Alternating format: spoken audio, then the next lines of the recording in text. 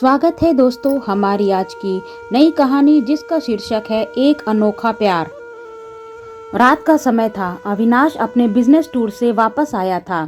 Airport से बाहर निकलते ही वो अपने ड्राइवर का इंतज़ार करने लगा। 10-15 मिनट इंतज़ार करने के बाद भी जब ड्राइवर नहीं आया तो उसने ड्राइवर को कॉल किया। ड्राइवर ने बताया कि कार खराब हो गई है, अभी वह कार ठीक करवा रहा है। तो अविनाश ने कहा, ठीक है, मैं कैब लेकर जा रहा हूँ, तुम गाड़ी बनवाकर घर ले आना। फिर अविनाश कैब का इंतज़ार करने लगा। काफ़ी देर के बाद एक कैब आई तो अविनाश ने उसे रोका और कैब का दरवाज़ा खोल अंदर जाने ही वाला था कि दूसरी तरफ से एक लड़की जल्दी से कैब में बैठ गई। अविनाश ने कहा, ये कैब मैंने रोकी थी। तो उस लड़की ने कहा, पर अब तो मैं बैठ गई हूँ और वैसे भी रात बहुत हो चुकी है, मैं ये कैब मिस नहीं करना चाहती। अविनाश बोला, मैंने भी बहुत देर कैब का इंतज़ार किया है, तब ये कैब मिली है। तो कैब का ड्राइवर कहता है, आप दोनों को ही मैं छोड़ दूंगा। तो दोनों मान गए क्योंकि दोनों को एक ही रूट पर जाना था। पहले लड़की का घर आया तो उसने अपना किराया दिया और उतर गई। फिर ड्राइवर अविनाश के घर की तरफ चल दिया। घर आया तो अविनाश ने उतरते समय सीट पर एक लेडीज़ पर्स देखा तो उसने उठाकर चेक किया। उसमें उस लड़की का आई कार्ड पड़ा था, उसका नाम दिया था। पर्स में और भी कई ज़रूरी डॉक्यूमेंट थे तो उसने सोचा कल वो उसे दे देगा और अपना सामान लेकर उतर गया। घर पहुंचा तो माँ उसका इंतज़ार कर रही थी। अविनाश के आते ही खुश हो गले लगाया, फिर खाना लगाया। दोनों माँ बेटे ने खाना खाया और सोने चले गए। अगले दिन अविनाश ने पर्स में पड़े नंबर पर कॉल किया। वहाँ से फ़ोन रिसीव हुआ तो लड़की बोली, हेलो, आप कौन? अविनाश बोला, आप दिया हैं? तो उसने कहा, हाँ। दिया जी, कल आप जल्दबाजी में अपना पर्स कैब में ही छोड़ आई थी, वो मेरे पास है, क्या आप अपना पर्स लेने आ सकती हैं? दिया बोली, मैं कब से ढूंढ रही थी, उसमें मेरे महत्वपूर्ण कागज़ हैं, क्या आप मुझे महक कॉफ़ी शॉप पर 9 बजे मिल सकते हैं? अविनाश बोला, ठीक है, मैं आ जाऊंगा। 9 बजे अविनाश कॉफ़ी शॉप पहुंच गया, पर दिया अब तक नहीं आई थी।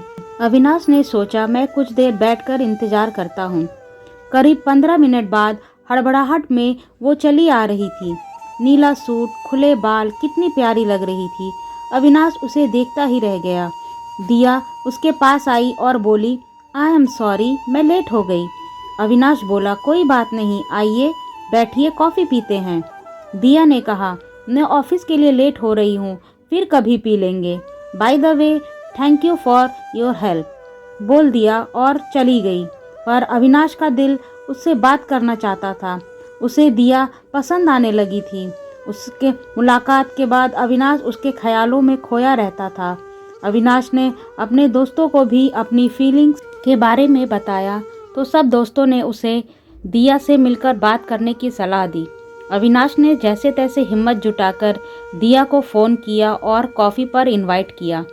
दिया कॉफ़ी के लिए मान गई। अगले दिन शाम को 6 बजे दोनों कॉफ़ी शॉप पर मिले। बात फॉर्मल तरीके से ही शुरू हुई। बातें करते समय अविनाश को लगा जैसे दिया परेशान है, बातें करते करते कहीं खो जाती है, पर पहली मुलाकात में वो पूछ भी नहीं सकता था। अविनाश ने दिया से कहा, क्या हम फ्रेंड्स बन सकते हैं? तो दिया ने कहा, हाँ, क्यों नहीं। थोड़ी देर के बाद दोनों अपने घर आ गए। अविनाश कभी कभी फ़ोन पर दिया से बात कर लेता था। एक दिन अविनाश के दोस्तों ने कहा, चल यार, पार्टी करते हैं, बहुत दिन हो गए हैं। अविनाश मान गया और सभी दोस्त मिलकर क्लब गए। वहाँ उन्होंने ड्रिंक किया और फिर डांस करने लगे। डांस करते समय अविनाश की नज़र दिया पर पड़ी जो वहाँ ड्रिंक कर रही थी। अविनाश को बहुत अजीब लगा कि दिया ड्रिंक कर रही है। वो दिया की तरफ कदम बढ़ा ही रहा था कि उसके दोस्त उसे खींचकर डांस फ्लोर पर ले गए और डांस करने लगे। डांस फ्लोर से नीचे आकर वो दिया को ढूंढने लगा, पर दिया कहीं दिखाई नहीं दी। तब अविनाश वापस घर आ गया, पर आज अविनाश की आंखों में नींद नहीं थी। उसकी आंखों के आगे ड्रिंक करते हुए दिया आ जाती, जिसे वो स्वीकार नहीं कर पा रहा था। रात उसकी बेचैनी में गुजरी। सुबह उससे नहीं रहा गया तो उसने दिया को फ़ोन कर कॉफ़ी शॉप पर मिलने के लिए बुलाया।